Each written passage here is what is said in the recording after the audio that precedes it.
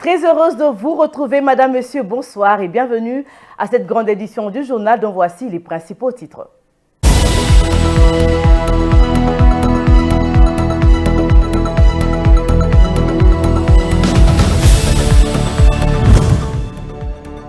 En séjour de travail à Bruxelles, dans le Royaume de Belgique, le président Félix Tshisekedi a échangé avec le roi Philippe le mercredi 28 février 2024. Leurs échanges ont tourné autour de la situation sécuritaire de l'Est de la RDC. La Commission électorale nationale indépendante CENI est saisie de actes de corruption en ce qui concerne les élections de sénateurs, gouverneurs et vice-gouverneurs en République démocratique du Congo. C'est ce que la centrale électorale fait savoir ce mercredi 28 février à travers un communiqué parvenu à la rédaction de Mondico Télévision.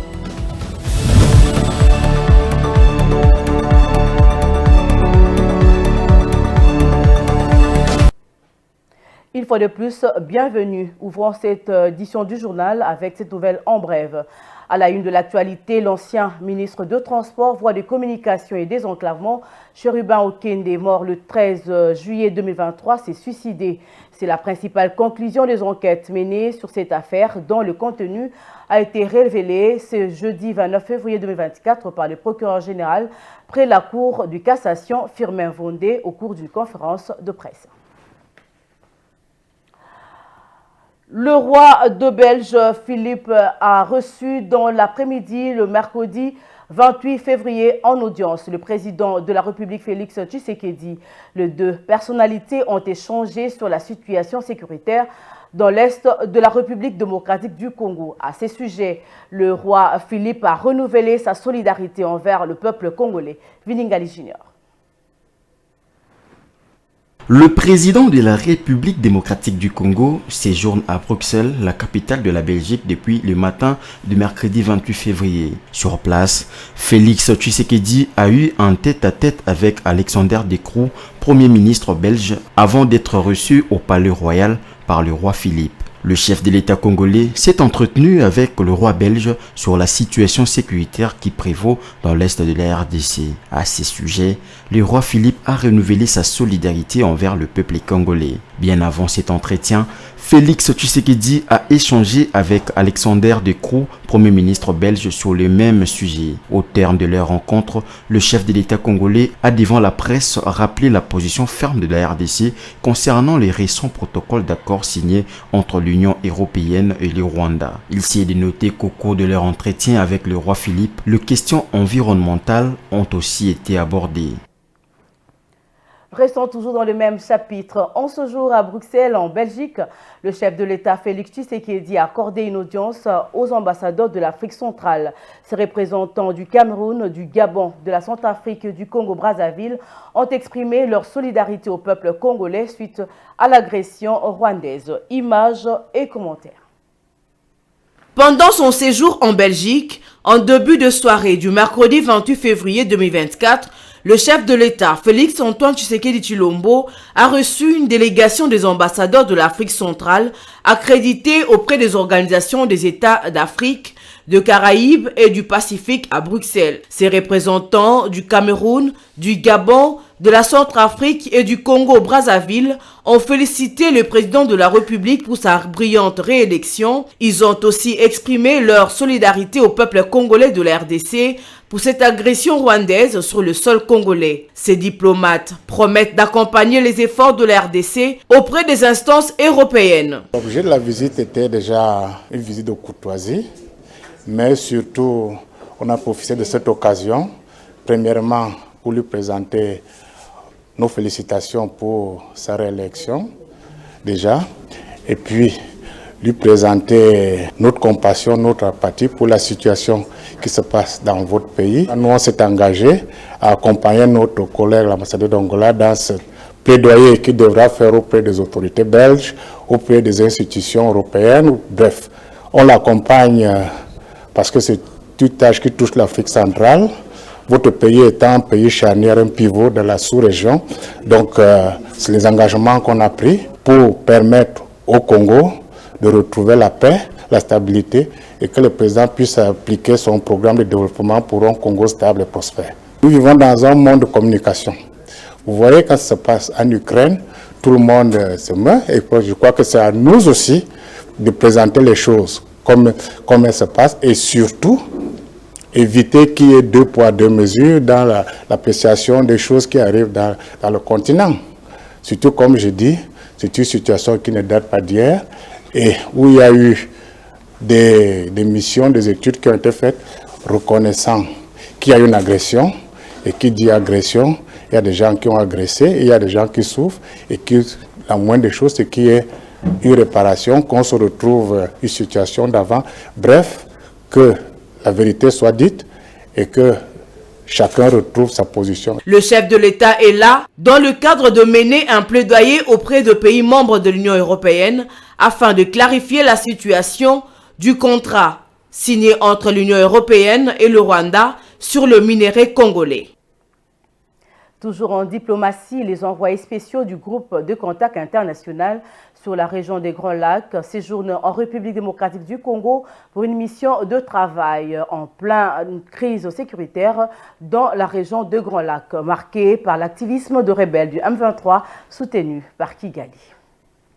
L'objectif de cette brève visite en RDC du mardi 27 au jeudi 29 février 2024 est d'écouter les gouvernements de la République pour avoir d'autres lectures des événements et de voir comment la communauté internationale pourrait accompagner le pays de la région de Grands Lacs dans leurs efforts pour désamorcer les tensions actuelles, a déclaré Swang Sia, envoyé spécial du secrétaire général des Nations Unies pour la région de Grands Lacs, lors de sa rencontre avec les membres du gouvernement, dont Christophe Lutundula, vice-premier ministre, ministre des Affaires étrangères, celui de l'Intérieur Peter Kazadi, de la Défense nationale Jean-Pierre Bemba Gombo, de l'intégration régionale Antipas Moussa Nyamwisi et le haut représentant du chef de l'État pour le suivi de la feuille de route de Luanda et les processus de paix de Nairobi, professeur Serge Tibongu. Christophe Lutundula, chef de la diplomatie congolaise, a exprimé son mécontentement en dénonçant le laxisme de la communauté internationale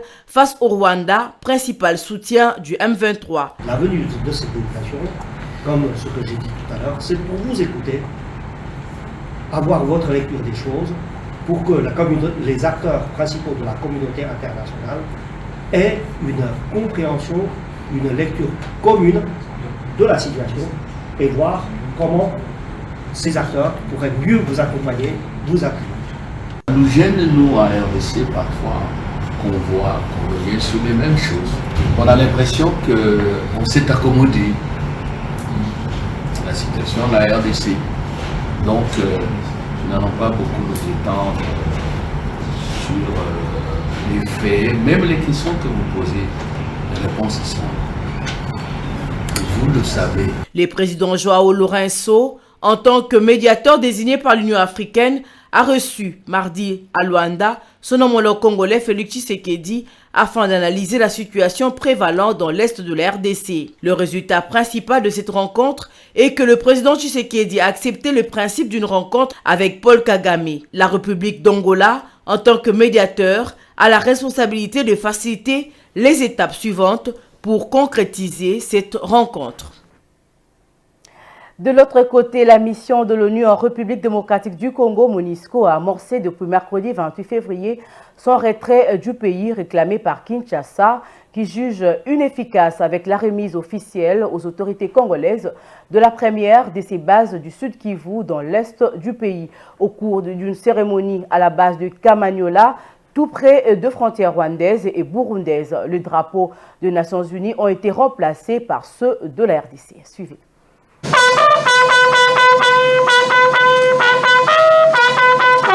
Cette base, établie à Kamanyola en 2005, assurait la protection des civils et la sécurité de population de la zone. Elle va désormais être gérée par la police nationale congolaise. La MONUSCO, qui compte actuellement environ 15 000 casques bleus, est encore présente dans les 3 provinces les plus troublées de la région, les Sud et les Nord Kivu, ainsi que l'Ituri. L'ONU et Kinshasa disent avoir adopté un plan de désengagement en 3 phases. En janvier, le ministre congolais des Affaires étrangères, Christophe Lutundula, avait déclaré souhaiter que le retrait soit complet à la fin de cette année. Le Conseil de sécurité n'a quant à lui pas fixé des dates limites. Après le départ de la MONUSCO, les agences, fonds et programmes de Nations Unies poursuivront leur appui à la RDC, selon leurs mandats respectifs. La responsabilité en matière de protection des civils et des sécurités sera exclusivement celle du gouvernement congolais. Tout à fait autre chose. Après la primature, la délégation du Fonds monétaire international FMI s'était dirigée au Palais de la Nation où elle a rencontré les directeurs du cabinet du chef de l'État, Guilain Nyembo, pour une évaluation de la 5e revue du programme en cours avant d'entamer la 6e. Regardez. Après l'approbation par le Fonds monétaire international de la 5e revue au titre de facilité élargie pour la RDC, l'heure est venue pour l'évaluation, mais aussi aux préparatifs de la prochaine revue prévue pour fin avril 2024. Le directeur de cabinet du chef de l'État, Guilain Nyembo, il a été question pour l'équipe du FMI, reconduite par le chef de mission du FMI, de faire le point sur la mission technique d'évaluation de la 5e revue commencée la semaine dernière et qui s'est achevée hier mercredi 28 février 2024. Cette mission, c'est une mission technique pour préparer la mission de revue, pour la 6e revue, qui se tiendra fin avril, début mai, pour évaluer les performances de la dernière revue du programme. Parce que c'est la première fois aussi que ce pays est passé jusqu'à la 5e revue d'un programme. Ça veut dire qu'il y a un engagement, il y a des efforts qui ont été faits, des réformes qui ont été mises en œuvre. Donc maintenant, on attend de voir à la prochaine revue, on fera l'évaluation pour voir si la RDC a fini cette revue également, qui sera aussi la conclusion du programme, qui sera aussi une première dans ce pays. Et nous attendons, nous avons fait le point avec le directeur du cabinet, des réformes à faire, du travail à faire. Ce qui a été en fait déjà approuvé, les réformes qu'il faut faire ont été déjà approuvées par notre conseil d'administration. Maintenant, on est venu pour la mise en œuvre. Lors de cette séance de travail, l'équipe du Fonds monétaire international a encouragé la République démocratique du Congo à travers le chef de l'État, Félix-Antoine Tshisekedi Tshilombo, pour les efforts entrepris dans l'exécution de ses engagements pris dans la réalisation de différentes réformes. À ce jour, la République démocratique du Congo a réussi à accomplir de manière satisfaisante 5 des 6 revues prévues. Dans le chapitre électoral, dans un communiqué rendu public le mercredi 28 février, la Commission électorale nationale indépendante porte à la connaissance de l'opinion qu'elle s'est saisie des actes de corruption de certains prétendants de candidats sénateurs, gouverneurs et vice-gouverneurs. La corruption constitue un acte répréhensible et une infraction prévue et condamnée dans le code pénal congolais. Images et commentaires. Élection de gouverneurs, vice-gouverneurs et sénateurs, la CENI alerte l'opinion à travers un communiqué du rapporteur de la centrale électorale, Patricia Seya, publié le mercredi 28 février 2024 sur les actes de corruption de la part des candidats gouverneurs, vice-gouverneurs et sénateurs, qui proposeraient de fortes sommes d'argent aux députés provinciaux pour être votés. La CENI dénonce ces actes et invite les uns et les autres à une compétition électorale saine, loyale, juste et dénuée de toute forme de corruption et fraude. Cet organe d'appui à la démocratie brandit la menace de sévir sévèrement contre tous les prétendus candidats et les grands électeurs qui se livrerait à ces vilains jeux qui est punissable par la constitution du pays. Un homme averti s'aligne, dit-on. Tout à fait autre chose. Le gouverneur de province, Dr Gimba Dungidi, a procédé à la pose symbolique de timbres sur les emballages de l'usine Beg et Sac, spécialisée dans la fabrication d'emballages industriels à Kimpese. C'était au cours d'une cérémonie qui a donné ainsi le coup d'envoi de la perception de la taxe d'estampillage après les usines manufacturières implantées au Congo central. Un moyen de lutter efficacement contre la contrefaçon, mais aussi une source de recettes supplémentaires pour la DGRCK. Suivez. Dans les soucis de protéger la production nationale contre la contrefaçon, le gouverneur du Congo central, Dr Guy Bandundu Nguidi, a procédé à la pose symbolique des timbres sur les emballages produits par l'usine Bag & Sac, société spécialisée à la fabrication d'emballages à Kimpese dans le territoire des Songololo. C'était au cours d'une cérémonie qui s'est déroulée ce 27 février 2024 et qui a réuni les directeurs généraux de l'Agence des contrôles et des surveillances des estampages, celui de la Direction générale de recettes du Congo central, ainsi que le partenaire œuvrant dans le secteur cimentier. Toutes ces mauvaises pratiques qui diminuent ou qui amoindrissent le marché du cimentier localement et qui, à la longue, est susceptible d'affecter notre économie, mais aussi de nous faire perdre des emplois. Pour nous, en tant que province, notre présence aujourd'hui, c'est pour pouvoir rassurer les cimentiers du partenariat avec la province du Congo central qui vont être accompagnés parce que nous sommes là pour protéger leurs affaires, pour le voir aussi fleurir. Le DG de l'Accès, Pascal Maïloulou, a brossé les biens fondés de l'implémentation de cette taxe auprès des entreprises manufacturières implantées au Congo central. D'apposer des timbres sur les emballages et en aval de pouvoir contrôler ces mêmes timbres qui circulent sur le marché pour distinguer les sacs importés et les sacs fournis par nos usines. La perception de la taxe d'estampillage aura un impact positif sur les recettes de la province, comme l'a affirmé Richard Mavoka, DG de la DGRKC. C'est un acte générateur de recettes nomenclaturé dans l'ordonnance loi du chef de l'État de 2018. Cet acte n'a jamais été activé dans le Congo central. Aujourd'hui, on vient de l'activer. On a commencé par les emballages des ciments. Demain, on attaquera d'autres emballages. C'est une recette en plus pour la province. Donc demain, on verra l'assiette de la province s'est diversifiée avec de nouveaux actes générateurs de recettes. Cette grande activité a fait suite au lancement en 2021 par le ministère de l'Industrie de la République démocratique du Congo du programme d'estampillage visant à protéger les consommateurs et à promouvoir la production locale en mettant en place des mesures de sécurité fortes contre la contrefaçon. Il s'agit plutôt de la DGRKC. Rendons-nous à présent à Kinshasa pour parler infrastructure routière. L'avenue Kasavubu, dans son tronçon compris entre les avenues du Commerce et Croix-Rouge, est encore ouverte à la circulation. Pourtant, le communiqué de l'hôtel de ville avait annoncé la fermeture de cette artère de la capitale de ces tronçons. Cette fermeture qui devait débuter le 24 février a été justifiée par le début de travaux de réhabilitation d'un grand collecteur sur l'avenue du Commerce. Les usagers de cette route encouragent les travaux, mais souhaitent qu'ils prennent beaucoup de temps, mais qu'ils ne prennent pas beaucoup de temps pour alléger leur supplice. Regardez.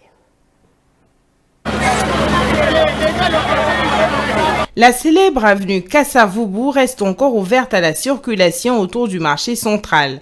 Les motards ainsi que quelques conducteurs des véhicules continuent d'emprunter cette avenue malgré son état de délabrement très avancé, dont le tronçon qui devait être fermé et qui mène vers le centre-ville de Kinshasa.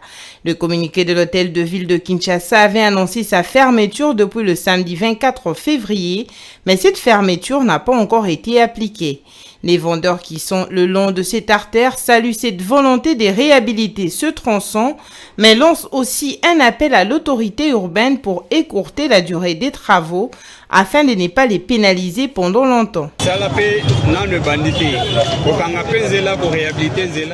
Les travaux n'ont pas encore commencé. L'idée de fermer la route pour la réhabiliter n'est pas du tout mauvaise.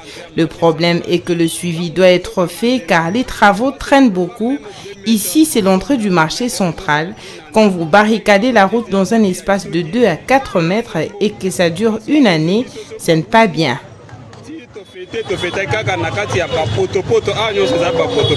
Comme beaucoup d'autres coins de la capitale, l'avenue Kasavubu ploie sous le poids d'immondices mélangés à la boue.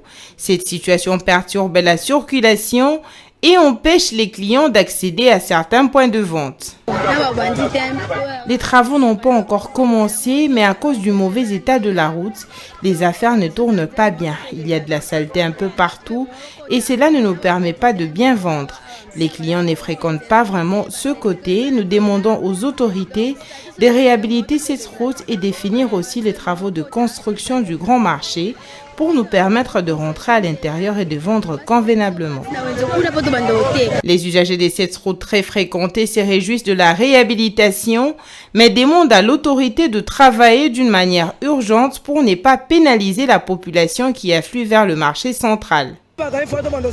S'ils barricadent la route, nous devons nous limiter au niveau de l'avenue Croix-Rouge et faire descendre les gens. Ensuite, ils vont faire les pieds pour accéder au grand marché. Ça sera une façon de faire souffrir la population. Pour rappel, le tronçon de l'avenue Kassavubu, compris entre l'avenue du Commerce et l'avenue Kato, est impraticable depuis plusieurs mois.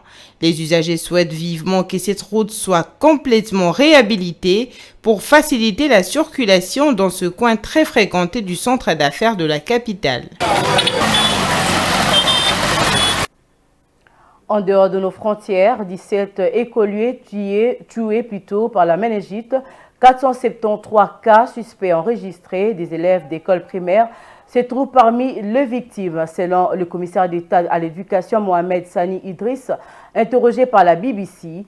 Il ajoute qu'un total de 473 cas suspects ont été enregistrés ce jour et que la saison sèche pourrait augmenter le risque d'infection, surtout en cas de surpeuplement et de mauvaise ventilation. Images et commentaires Diane Bonga.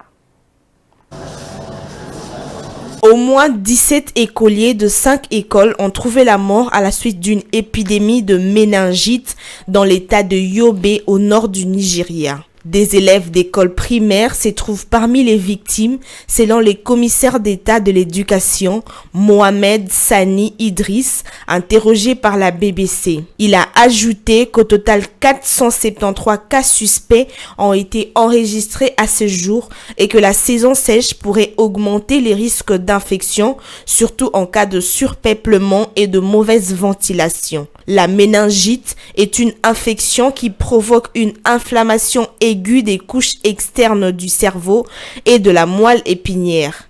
Elle peut être mortelle à moins d'être diagnostiquée et traitée tôt. La vaccination est un moyen efficace de prévenir la méningite. Le Centre nigérien de contrôle et de prévention de maladies avait publié en début d'année une alerte de santé publique sur la maladie. La plupart des cas de maladie au Nigeria sont signalés dans ce qui a été appelé la ceinture de méningite qui couvre les 19 États de la région nord.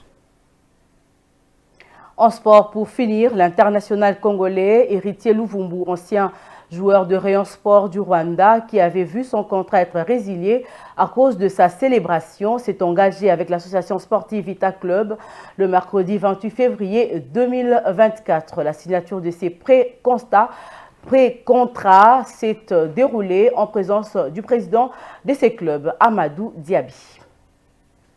Le club a officialisé son contrat tout en précisant que le joueur ne pourra jouer que la saison prochaine, puisqu'il ne peut pas être recruté pour cette saison. V-Club qui débute sa phase de play-off le dimanche 3 mars prochain contre les Aigles du Congo ne peut donc pas compter sur son nouveau joueur qui a quitté le Rwanda pour des raisons purement extrasportives. Héritier Luvumbu Nzinga a été sanctionné par la Fédération rwandaise du football en complicité avec les autorités politiques pour avoir célébré son but par un geste dénonçant les massacres à l'est de la RDC et le silence de la communauté internationale. Ces gestes avaient fait le tour des réseaux sociaux puisque le joueur l'avait réalisé sur le sol du Rwanda, pointé comme l'agresseur direct de la RDC. Le joueur avait affirmé avoir été entendu par les autorités rwandaises, la fédération et les dirigeants du rayon sport, son ancien club, avant de voir son contrat être résilié. Il avait ensuite été évacué pour rejoindre Kinshasa où il avait été accueilli à l'aéroport international de Njili par le ministre du Sport, François Kaboulou. Voilà, ce journal touche à sa fin, mais avant de nous quitter, place au rappel des titres.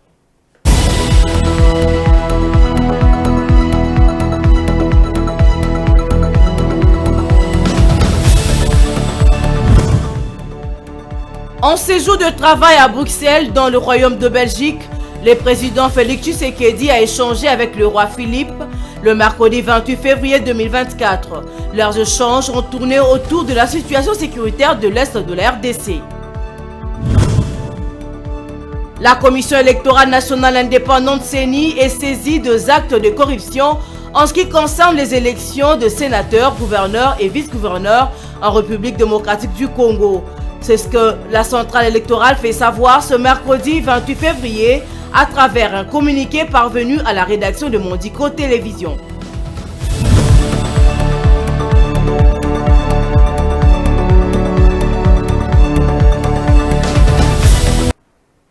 Voilà, c'était le journal de la rédaction coordonné par Vining Ali Junior. Merci de l'avoir suivi. Bonne suite de programme sur Mondico Télévision. Bonsoir.